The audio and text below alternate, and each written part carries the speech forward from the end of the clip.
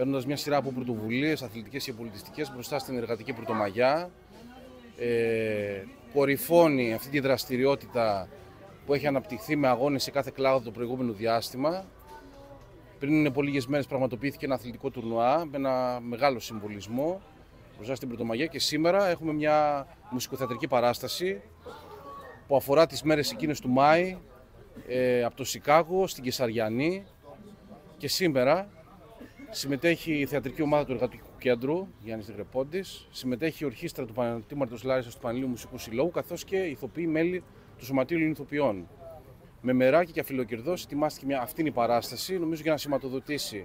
μια περίοδο δύσκολη και για το λαό μας και για τις εξελίξεις που υπάρχουν σε διεθνές επίπεδο και στο εσωτερικό, καλώντας ταυτόχρονα και με αυτόν τον τρόπο αύριο μαζικά τους εργαζόμενους της πόλης να πάρουν μέρος στη συγκέντρωση της Εργατικής Πρωτομαγιάς στις 10:30 στην Κεντρική Πλατεία και στις 9:30 στο άγαλμα, στο μνημείο Τάκη Γαργαλιάνου, θα γίνει η κατάθεση των στεφάνων των φορέων και των σωματείων.